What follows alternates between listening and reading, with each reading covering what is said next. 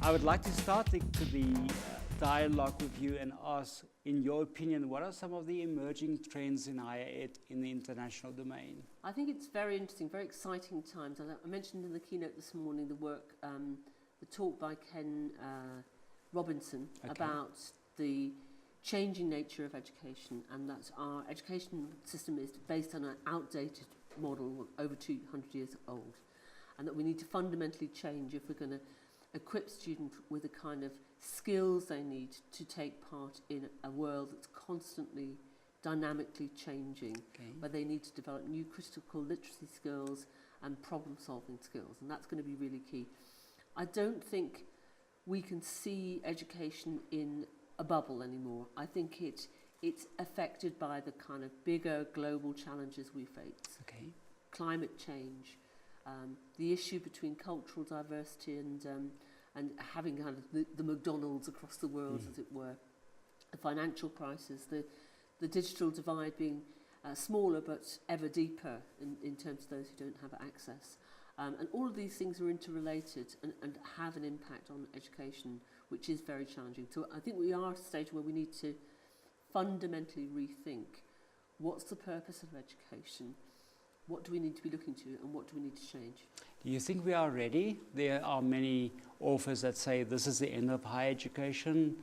Do you think we're at such a point in history where what worked in the past won't work in the future, or do you sort of see an evolution going towards the future? I think you always get these kind of extreme discourses, don't you?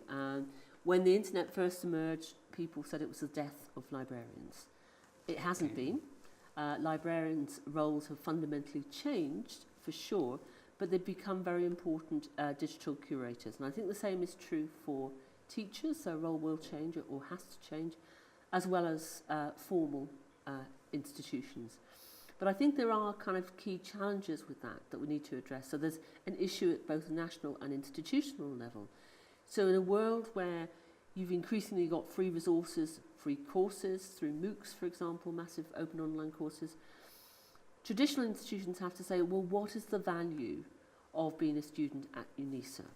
What will a student get in terms of the student experience at Wits University or Cambridge or Leicester or wherever? So I think institutions that address that head on and say, okay, this is the campus-based experience at this institution, or this is the distance learning offering at this institution, and this is what is our strapline. We're research-led, informing teaching, or whatever it might be, then students can make informed choices about where to go based on that. So those institutions that make that very clear about what the learner experience will be at Leicester or Cambridge or wherever are the ones that are going to survive. But there are now so many other providers coming in, and you're seeing a blurring of the boundary of formal and informal.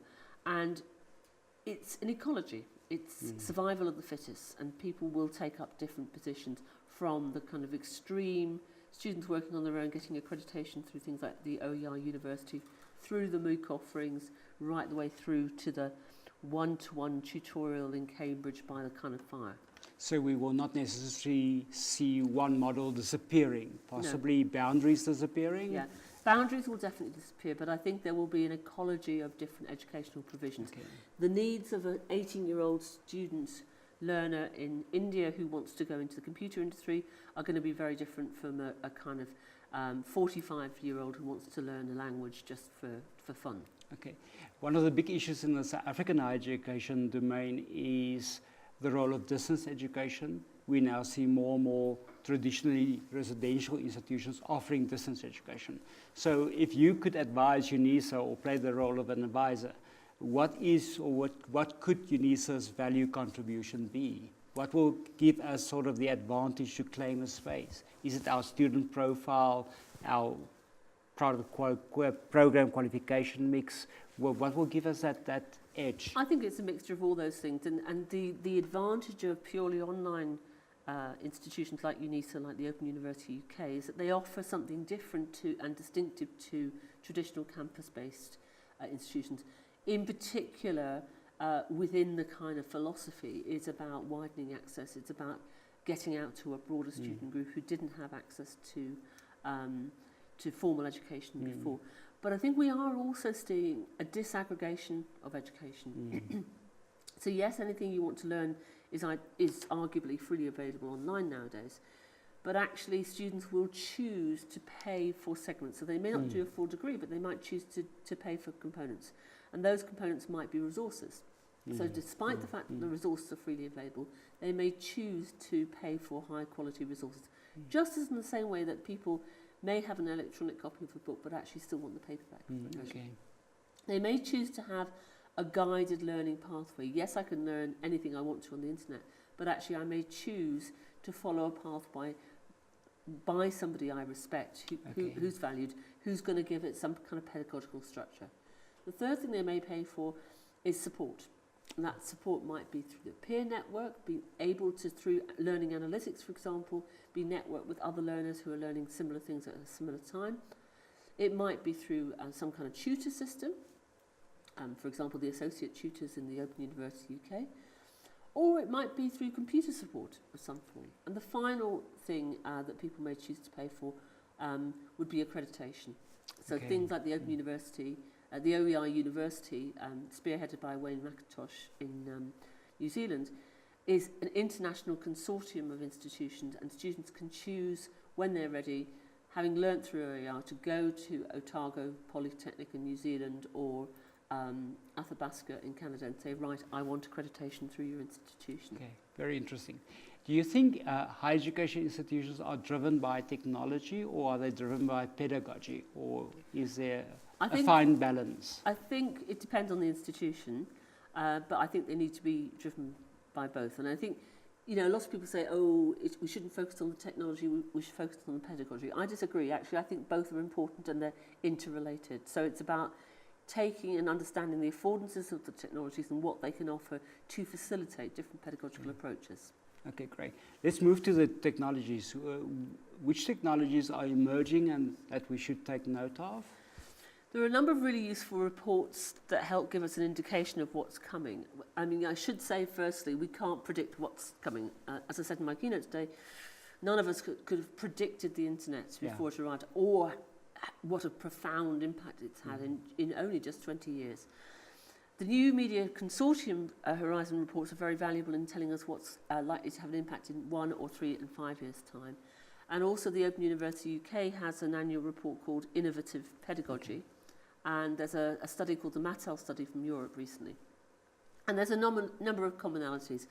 So MOOCs and e-books are very high up on the agenda as being likely to have, indeed are having an impact now. Learning analytics and gamification are seen as very important. And then there's all sorts of other kind of weird things that we can't even imagine the impact they'll have, like 3D printing, seamless learning, crowd learning, those kind of things. And when you look at some of the kind of new emergent technologies like Google Glasses, for example, being able to have the internet on your glasses wherever you go, through to seamless interfaces where you can connect from your mirror to your desktop to the table to the car. It's really quite amazing, and clearly these things will have an incredible impact in education, but we can't as yet really quite see what that impact will be. One of the big issues in our context is the link between having access to technology and using technology and social justice.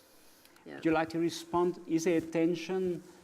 Are we excluding a lot of people by using technologies? Do we have a choice?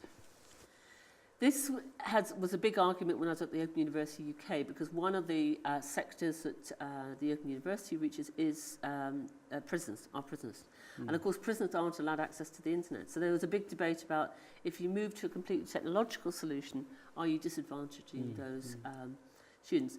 And the solution is to give them a learning management system whereby the materials are downloaded, but they can't access the internet.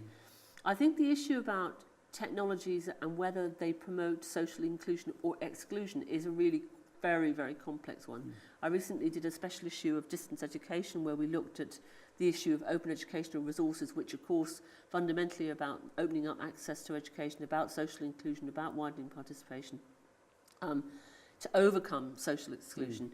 But it's very nuanced, and I think the challenges you face somewhere here, like here, are very different from those that we would face in the UK.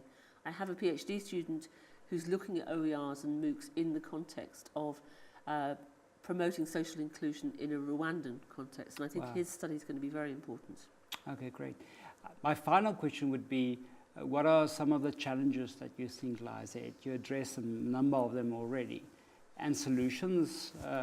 I think the challenges are that despite the potential of technologies, and there's lots of evidence of the ways in which technologies can promote different pedagogical approaches, can encourage rich interaction, communication and collaboration, they're not being used as extensively as they should be. In fact, we're hardly scratching the surface. And when you ask teachers why that is, they state they haven't got time, they haven't got the skills, they're worried about lack of support. So I think we need new approaches to design. We need to support teachers at the design level to rethink their design practice beyond content to activities, to enable them to make pedagogically effective, informed design decisions that make appropriate use of technology. And that, of course, is a big area of the research that we're doing at Leicester in terms of learning design. But I also think there's a need to work at a policy level, both institutionally and nationally, in terms of putting in place mechanisms to help better uptake the use of technologies. Maybe the closing question, if I may tempt you. You've just published the book Learning Design in an Open World, if I'm correct. What makes that book so different from the others on learning design and using technology? The reason I wrote the book was whenever I went to North America, they would say, isn't this just instructional design?